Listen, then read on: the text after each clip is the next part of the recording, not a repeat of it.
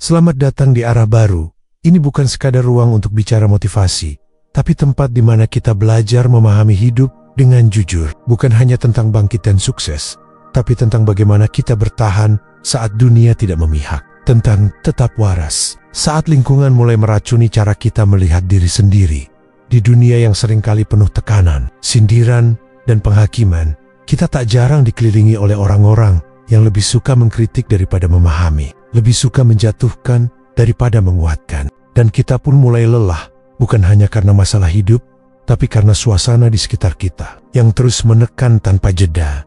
Namun disinilah kita belajar sesuatu yang berbeda, bahwa kekuatan bukan tentang mengalahkan orang lain, tapi tentang tidak ikut hancur saat semua di sekitar kita runtuh. Kita belajar dari stoikisme, sebuah filsafat yang mengajarkan bahwa penderitaan terbesar manusia bukan datang dari luar, tetapi dari cara kita menanggapi apa yang ada di luar.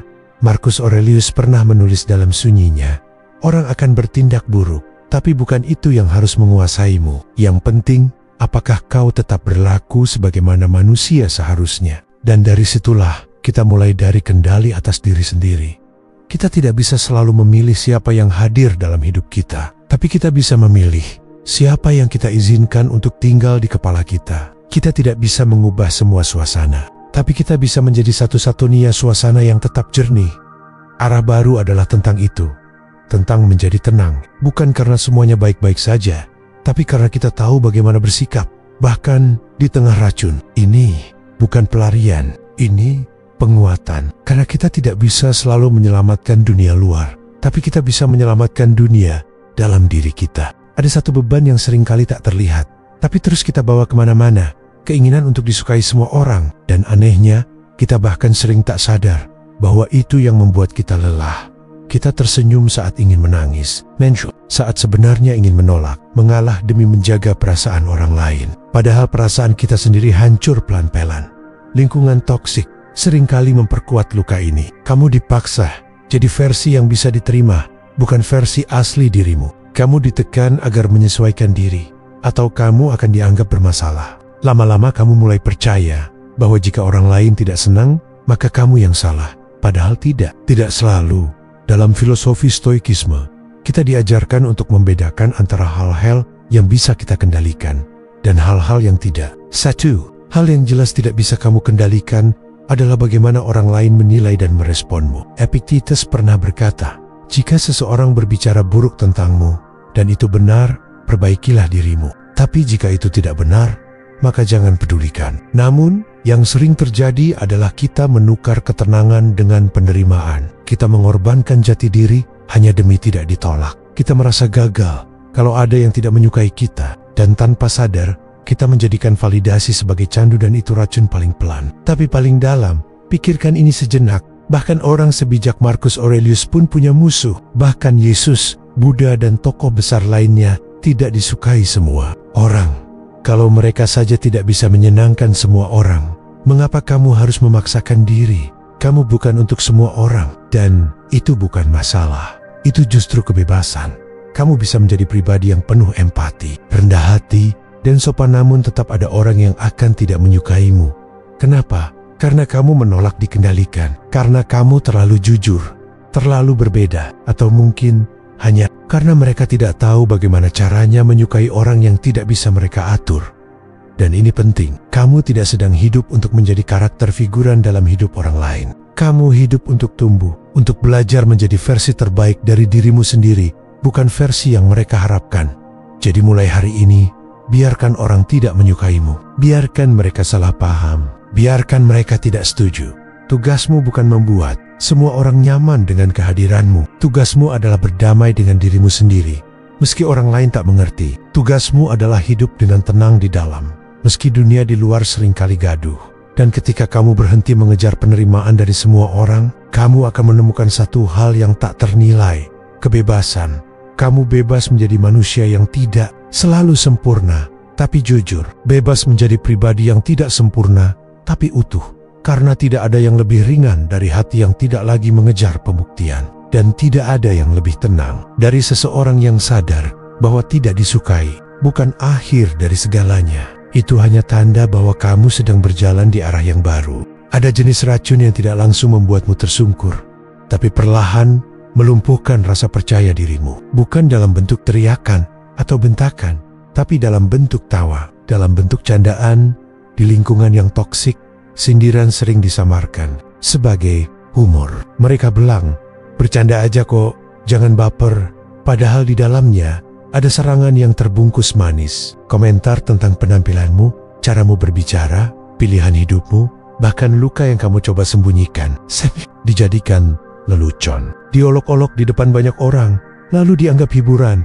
Dan yang lebih menyakitkan, kamu disalahkan karena merasa terluka. Seolah kamu terlalu sensitif, terlalu lemah, atau nggak asyik. Padahal yang mereka lakukan bukan bercanda. Itu pelecehan emosional yang dihaluskan. Racun ini bekerja seperti api kecil yang menyala di bawah permukaan. Ia tidak langsung membakar rumahmu, tapi menghanguskan fondasi kepercayaan dirimu dari dalam. Lama-lama kamu mulai bertanya pada diri sendiri, jangan-jangan aku memang payah, jangan-jangan aku memang sejelek itu. Kenapa aku selalu jadi bahan lelucon mereka? Kamu mulai diam saat ingin bicara, mulai mengurung diri karena takut diejek, mulai kehilangan identitas hanya karena ingin diterima dalam tawa mereka yang menyakitkan. Dalam stoikisme, ini disebut serangan terhadap keutamaan batin. Epictetus berkata, orang lain boleh menertawakanmu, tapi yang penting adalah apakah kamu ikut menertawakan dirimu sendiri? Stoikisme tidak mengajarkan kita untuk menjadi kaku, tapi mengajarkan kita untuk menyadari bahwa harga diri bukan sesuatu yang bisa ditukar dengan tawa orang lain. Kamu boleh tertawa, tapi jangan biarkan mereka menjadikan rasa malu sebagai bahan hiburan. Kamu berhak untuk merasa tersinggung saat direndahkan. Kamu berhak berkata berhenti tanpa harus merasa bersalah, dan kamu tidak perlu mengorbankan kenyamanan batinmu demi dianggap lucu oleh orang lain.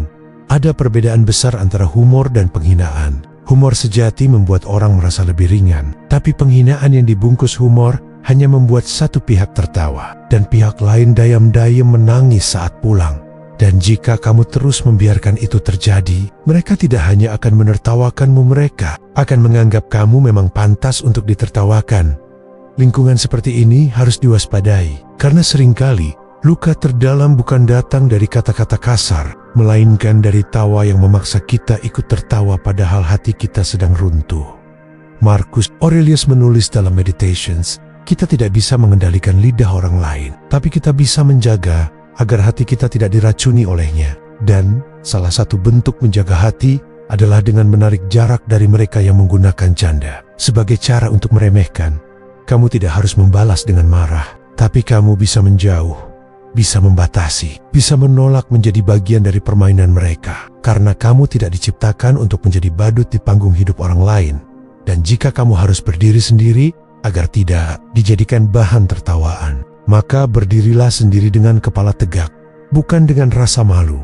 Karena pada akhirnya lebih baik dihina karena jujur daripada diterima karena kamu ikut menertawakan dirimu sendiri.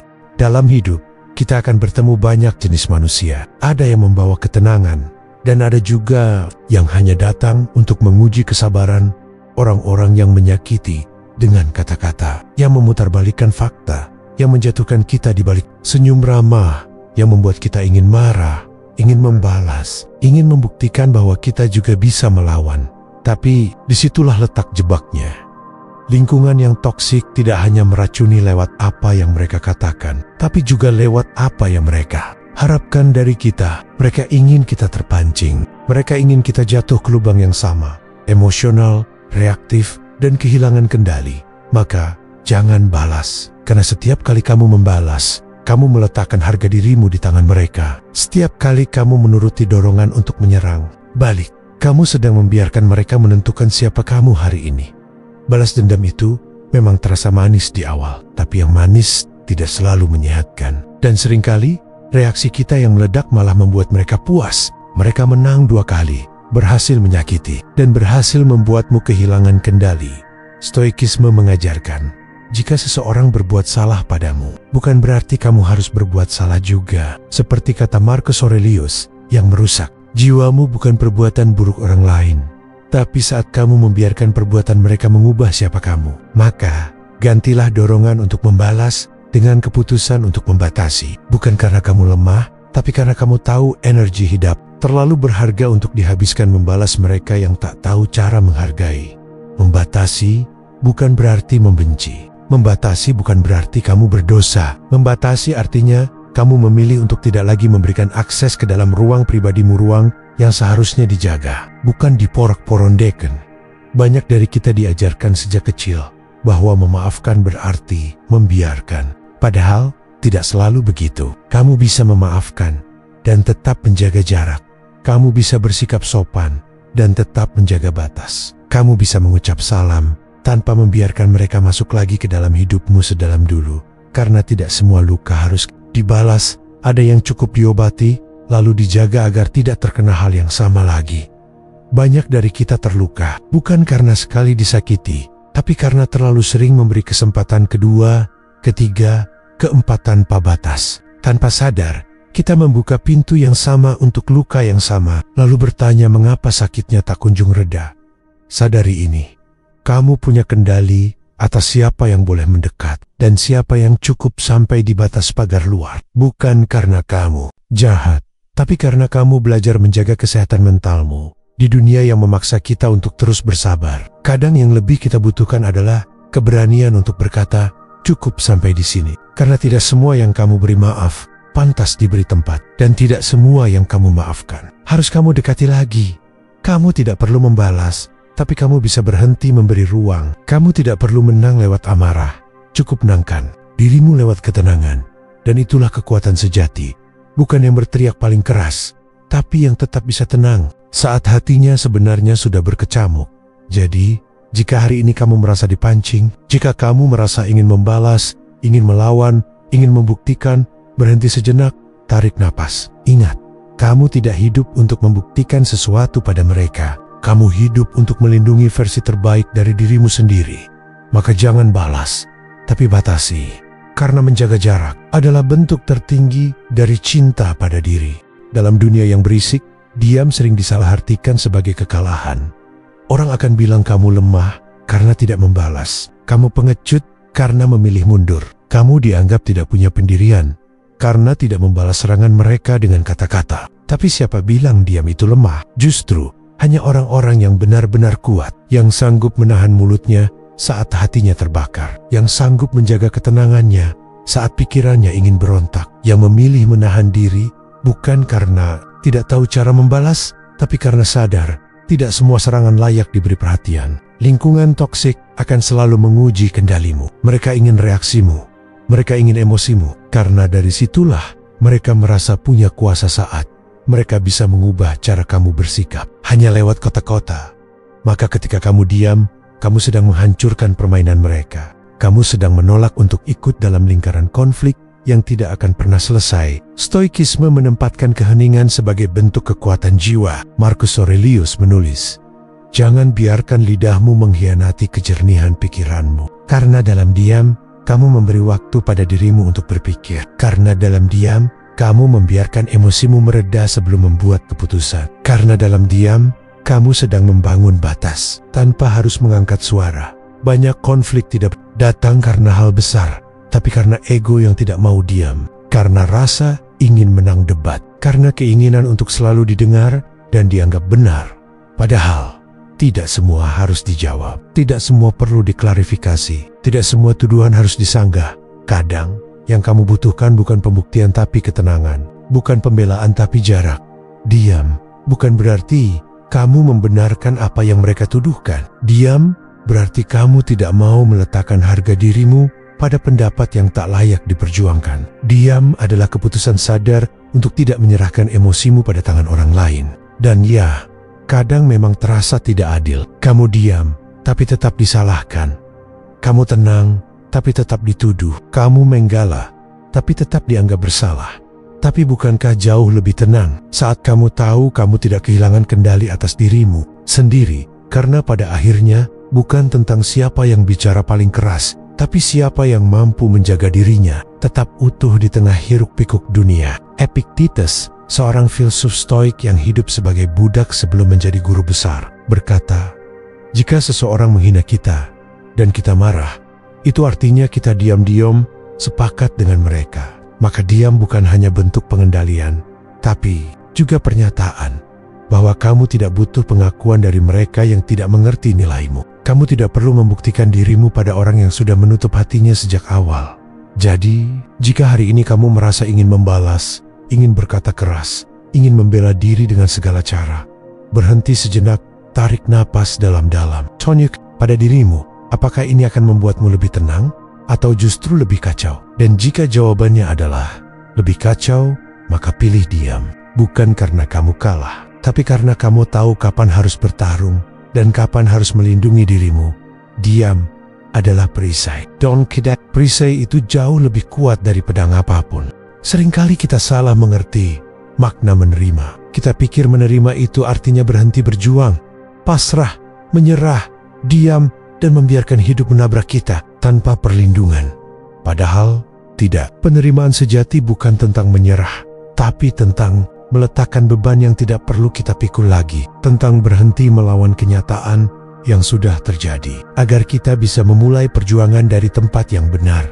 Lingkungan toksik sering membuat kita merasa terus harus memperbaiki keadaan, terus mencari alasan mengapa orang lain berlaku buruk, terus mencoba bertahan dengan harapan bahwa mereka akan berubah. Kita pikir kalau kita cukup baik, cukup sabar, cukup loyal, maka semua akan menjadi lebih sehat. Tapi bagaimana jika tidak? Jika orang-orang itu memang tidak ingin berubah? Bagaimana jika lingkungan itu memang tidak akan pernah menjadi tempat yang aman bagi pertumbuhanmu? Di titik inilah penerimaan menjadi satu-satunya jalan agar kita bisa kembali bernapas. Stoikisme mengajarkan bahwa penderitaan seringkali datang bukan dari apa yang terjadi, tapi dari penolakan kita terhadap kenyataan. Kita marah bukan karena dunia kejam, tapi karena kita berharap dunia seharusnya adil. Kita sedih bukan karena seseorang pergi, tapi karena kita menolak untuk mengakui bahwa tidak semua kehadiran ditakdirkan untuk bertahan.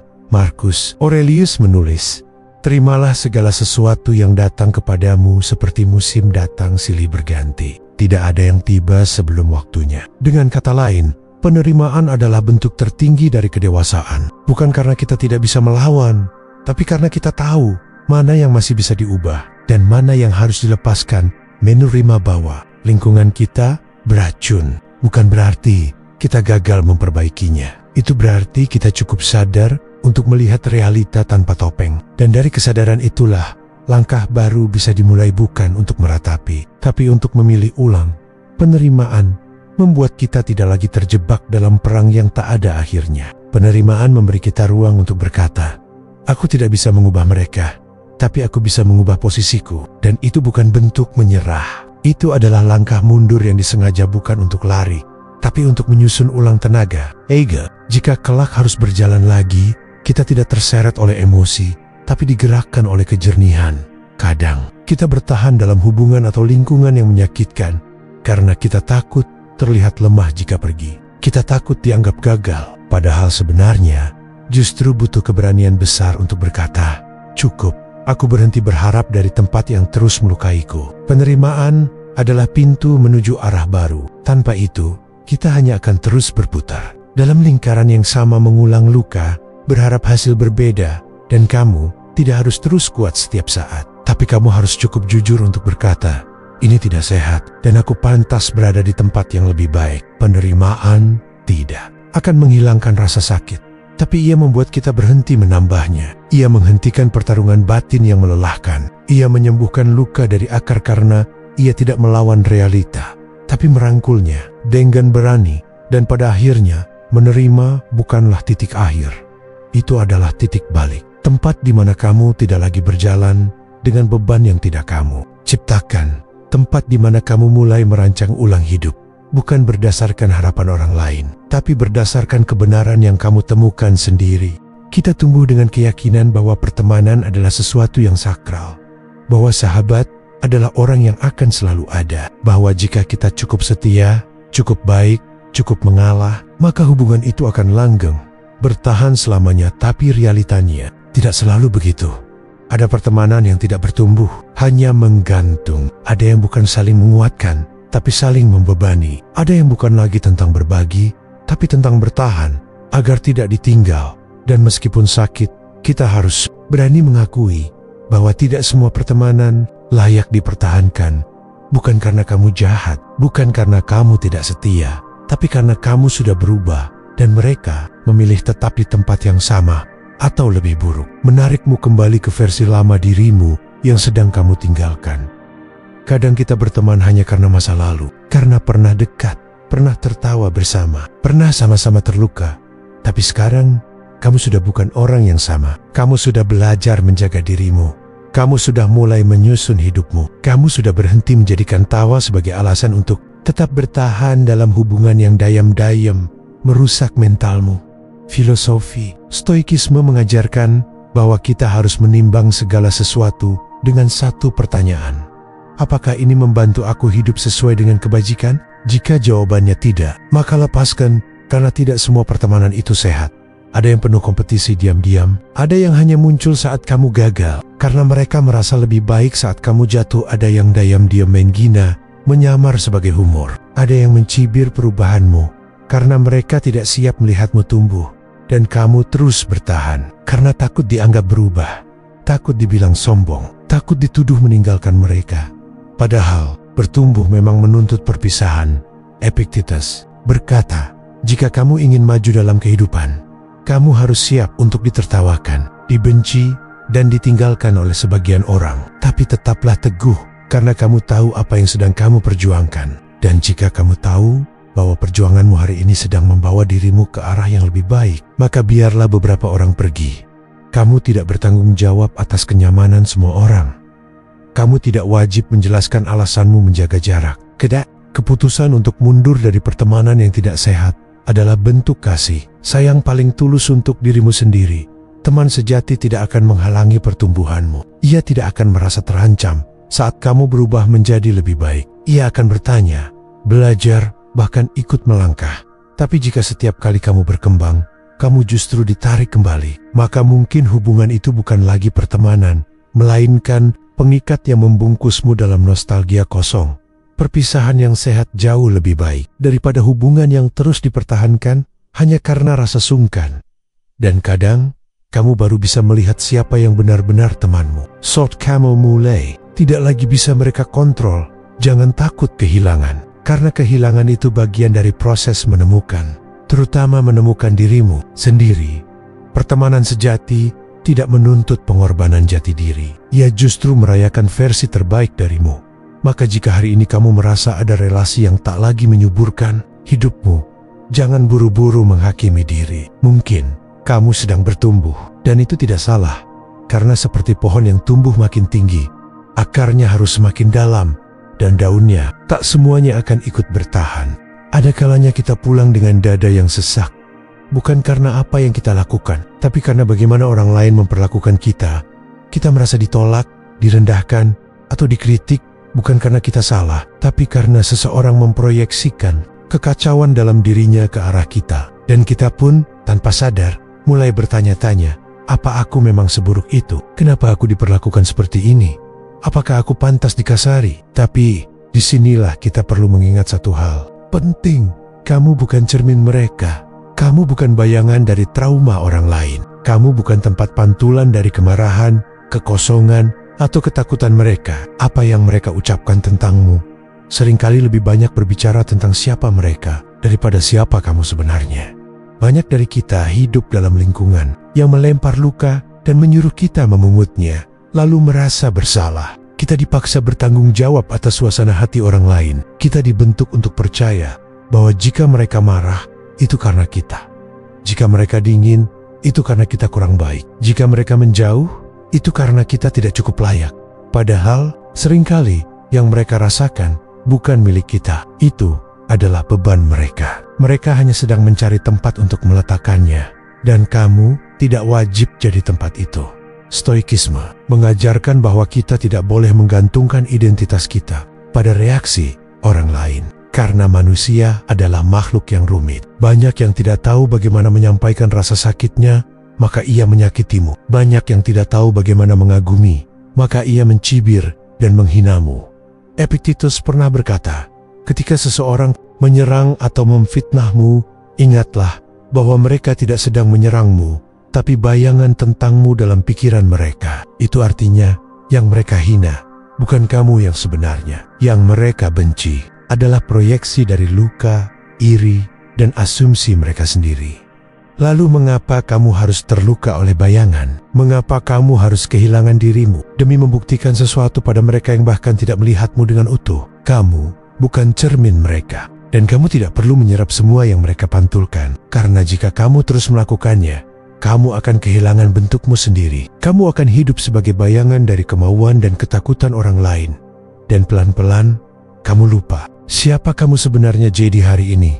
Jika ada yang berkata bahwa kamu tidak cukup baik, tidak cukup menarik, tidak cukup layak untuk dihargai, maka tarik napas dan tanyakan pada dirimu, apakah ini benar? Atau ini hanya luka orang lain yang sedang menyentuhku? Ketika kamu bisa membedakan antara apa yang kamu lakukan dan apa yang orang lain lemparkan kepadamu, maka disitulah kamu menemukan kekuatan, bukan untuk melawan, tapi untuk berdiri tetap, tanpa goyah. Dan jika kamu harus kehilangan beberapa hubungan karena kamu menolak menjadi cermin untuk mereka, maka biarlah begitu.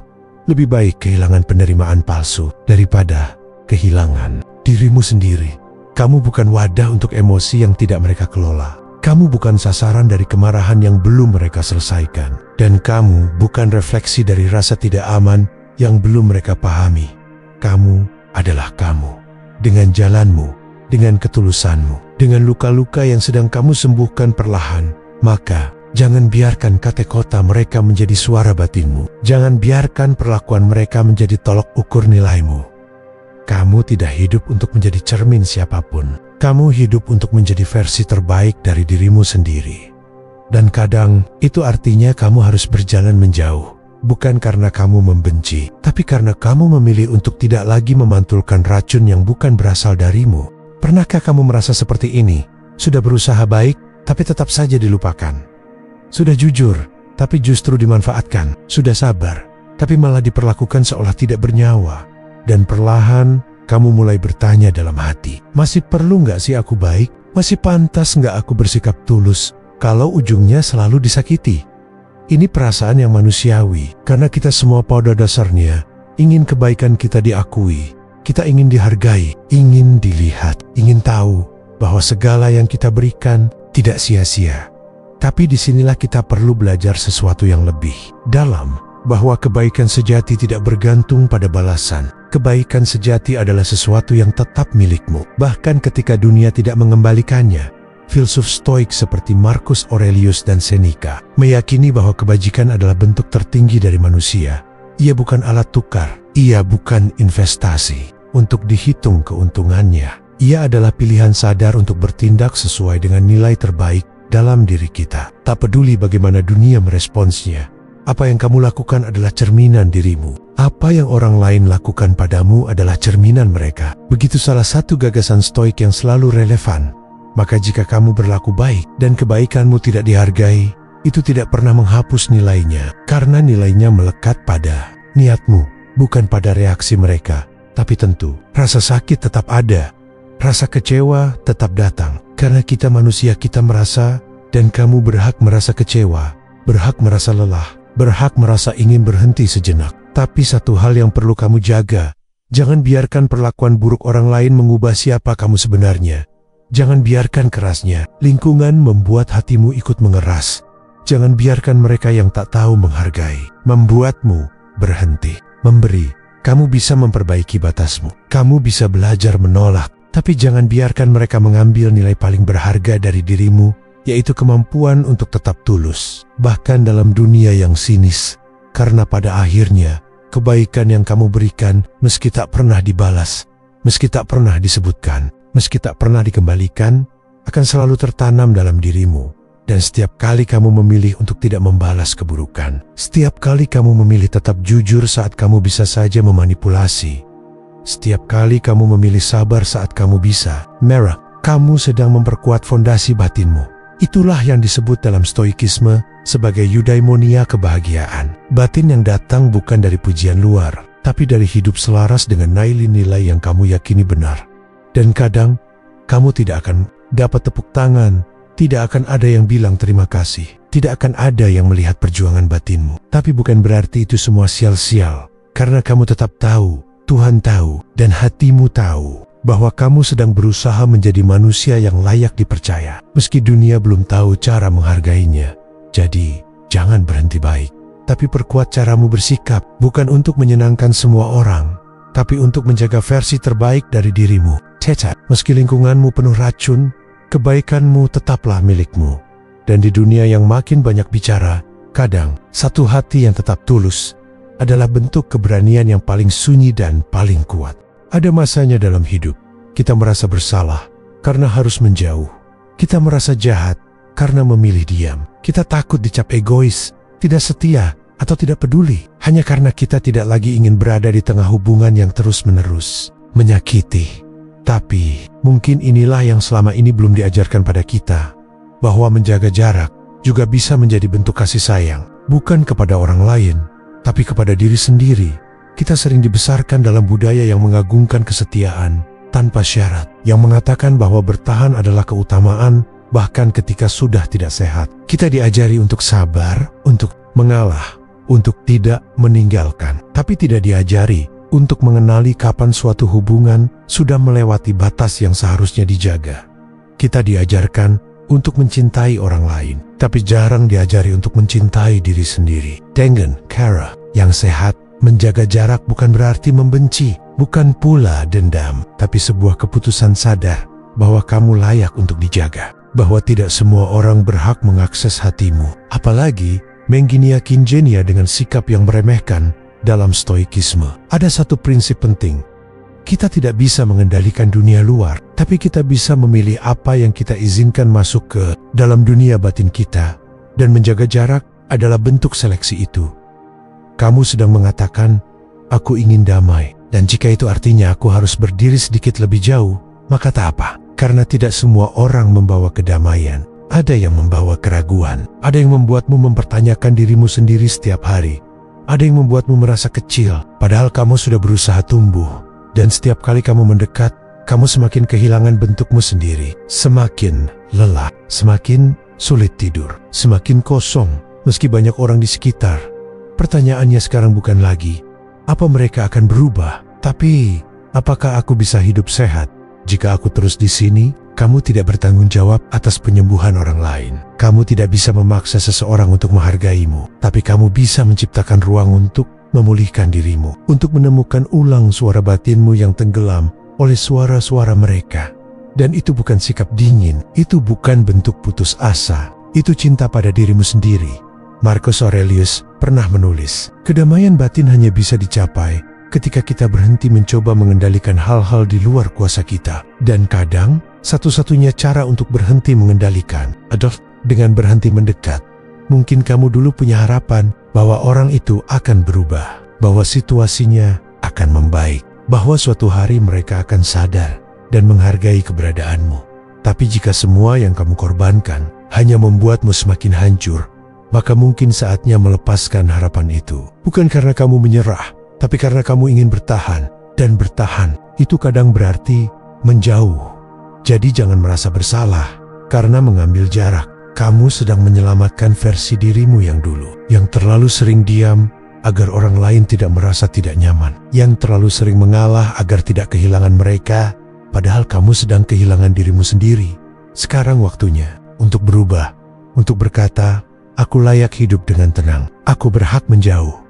Jika itu yang membuatku tetap waras, kamu tidak egois, kamu sedang belajar menjaga, karena hati yang terus terluka tidak bisa menyayangi siapapun dengan utuh. Dan satu hal lagi, hubungan yang sehat tidak akan membuatmu merasa bersalah karena menjaga diri. Mereka yang tulus akan menghargai batasmu, bukan mengancammu karena itu jadi hari ini. Jika kamu merasa perlu menjauh, lakukan dengan tenang, dengan kepala tegak, dengan hati yang tahu bahwa kadang diam dan jarak adalah bahasa cinta yang paling jujur untuk dirimu sendiri. Kita hidup di dunia yang kacau, dipenuhi ketidakadilan, kepalsuan, kemunafikan, dan tekanan yang tak masuk akal. Kita melihat orang culas naik jabatan, yang licik mendapat pujian, yang jujur malah tersingkir. Lalu dalam hati kecil kita muncul pertanyaan, kenapa dunia seperti ini? Kenapa kebaikan tidak selalu menang? Kenapa aku harus terus jadi baik Kalau lingkungan tetap saja meracuni, rasa frustasi itu nyata. Rasa ingin menyerah juga sering muncul. Kita ingin mengubah orang-orang di sekitar kita, memaksa mereka untuk sadar, memaksa mereka untuk lebih baik. Tapi satu hal yang diajarkan stoikisme dengan sangat tegas, dunia tidak akan berubah hanya karena kamu menginginkannya. Tapi kamu bisa mengubah satu hal yang paling kamu punya kuasa atasnya, dirimu sendiri. Marcus Aurelius berkata, kamu punya kekuasaan atas pikiranmu, bukan atas peristiwa-peristiwa luar. Sadarilah ini, maka kamu akan menemukan kekuatan. Maksud sederhana namun dalam. Kamu boleh kecewa, tapi jangan hancur. Kamu boleh merasa lelah, tapi jangan kehilangan arah. Karena jika kamu mencoba mengubah dunia tanpa terlebih dulu mengubah caramu menanggapi dunia, maka kamu akan terus hidup dalam amarah yang tak kunjung padam. Ubah dirimu, bukan agar dunia menerima kamu, tapi agar kamu bisa tetap waras di tengah dunia yang kacau.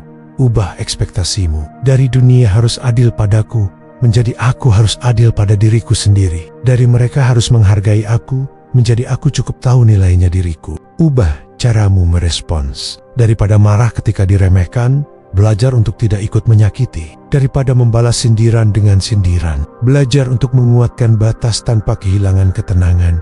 Dan ini bukan bentuk kekalahan, bukan pula pasrah. Ini adalah bentuk kekuasaan sejati ketika kamu tetap berdiri tegak di tengah angin yang mencoba menjatuhkanmu. Banyak orang terjebak ingin mengubah orang lain, pasangan, teman, lingkungan kerja, bahkan keluarga. Dan saat mereka gagal, mereka hangkrut, merasa tidak berguna, merasa hidup tidak berpihak. Padahal tugas kita bukan menyetir semua orang, tapi menyetir diri sendiri. Kita tidak bisa memilih dari mana rasa sakit datang, tapi kita bisa memilih siapa kita setelah rasa sakit itu lewat. Epictetus mengajarkan bahwa segala penderitaan berasal dari mencoba mengendalikan hal yang tidak bisa kita kontrol. Maka satu-satunya jalan untuk tetap tenang adalah dengan kembali ke dalam, ke pusat kendali itu, ke ruang batin tempat kamu bisa berkata, aku akan tetap utuh, meski dunia tak adil. Bayangkan, jika kamu terus-menerus menuntut dunia berubah, agar kamu bisa tenang. Bukankah itu seperti menunggu cuaca sempurna untuk bisa bernapas lega? Kamu akan menunda hidupmu sendiri, hanya karena dunia belum seperti yang kamu mau. Padahal, kamu bisa mulai sekarang, dengan kesadaran, dengan kejujuran, dengan membentuk dirimu jadi pribadi yang tidak mudah terembang-ambing. Dan jika kamu bertanya, apakah dengan mengubah diri, semua jadi lebih mudah? Jawabannya, tidak selalu. Tapi yang pasti, kamu akan lebih damai, karena kamu tidak lagi bergantung pada pengakuan orang lain, tidak lagi terembang-ambing oleh ucapan toksik, tidak lagi menunggu dunia berubah agar kamu bisa merasa cukup. Kamu sudah cukup, dan dari situlah kekuatanmu tumbuh. Jadi jika hari ini kamu merasa tidak dihargai, jika kamu marah karena dunia terlalu kacau, ingat, kamu bukan korban. Kamu adalah arsitek dari batinmu sendiri, dan itu lebih dari cukup untuk hidup dengan tenang. Ubah dirimu, bukan karena dunia memaksa, tapi karena kamu ingin bertumbuh, karena kamu pantas untuk hidup dengan pikiran yang damai dan hati yang tidak mudah diguncang. Kamu sudah melewati banyak hal, menyimpan amarah yang tak bisa diucapkan, menahan kecewa yang tak pernah dimengerti, berjuang sendirian di tengah lingkungan yang tak selalu berpihak. Tapi jika kamu sampai di sini, jika kamu masih bisa mendengar dengan hati yang terbuka, itu tandanya kamu belum kalah. Kamu sedang belajar, sedang bertumbuh, sedang menyusun ulang cara hidup yang lebih sehat, lebih kuat, dan lebih penuh kesadaran. Ingat, kamu tidak hidup untuk menyenangkan semua orang. Kamu hidup untuk menemukan kembali dirimu yang kadang hilang karena terlalu sering bertahan dalam tempat yang salah. Dan jika kamu butuh teman seperjalanan, tempat untuk pulang sejenak, maka arah baru akan selalu ada di sini, menemanimu. Bukan dengan motivasi kosong, tapi dengan kejujuran, ketenangan, dan makna. Karena kita tidak bisa mengubah dunia, tapi kita bisa mengubah cara kita melihat dan menjalaninya. Dan itu sudah cukup untuk membuat hidup terasa lebih layak dijalani. Jika kamu merasa terhubung dengan isi narasi ini, jangan lupa untuk subscribe channel Arah Baru, nyalakan loncengnya, dan bagikan video ini kepada siapapun yang kamu tahu sedang lelah, tapi diam-diam masih ingin sembuh. Disinilah kita belajar bersama, menjadi manusia yang tenang, bukan pasrah, kuat, bukan keras, dan sadar, bukan sekadar bertahan. Selamat melanjutkan perjalananmu. Dan ingat, kamu tidak sendirian.